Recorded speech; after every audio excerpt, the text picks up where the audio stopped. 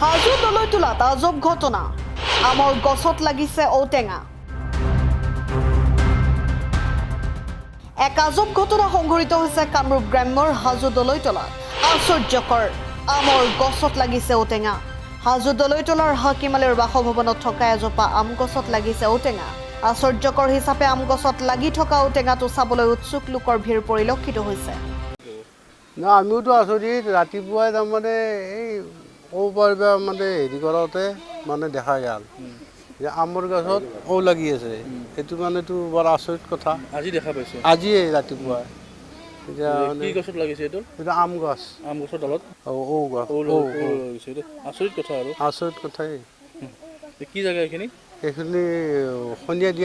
বিদ্যা সোণাৰী বিদ্যা আপোনালোকে আজি প্ৰত্যক্ষ কৰিছে আজি দেখিছোঁ বহুদিন আগৰ পৰা লাগি আছে চাগে আগৰ পৰাই লাগি আছিল আমি দেখা নাছিলোঁ কিন্তু আজি মানে চকুত পৰিছে আজি লক্ষ্য কৰা কিন্তু এই আমডালত সেইটোৱে ভাল লাগছি সেইটোৱে মানে এটাই ফল লাগছে এটাই ফল সেইটোৱে আম লাগিছিল না নাই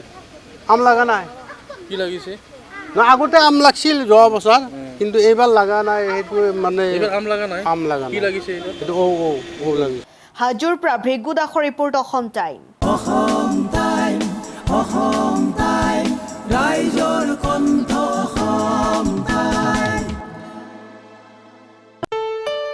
ঘৰত আনন্দ আৰু সম্পৰ্কৰ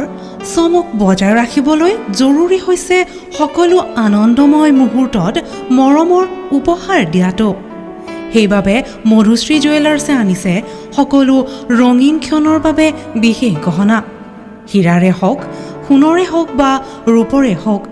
শ্ৰেষ্ঠ ডিজাইনছ আৰু হলমাৰ্কযুক্ত গহনাই ৰাখে সম্পৰ্কক নিখুঁত তেনেহ'লে আজিয়ে আনক আনন্দ মধুশ্ৰী জুৱেলাৰ্ছৰ সৈতে যোগাযোগ কৰক 7002800341 নাইবা ভিজিট কৰক LNB ৰোড নলবাৰী অসম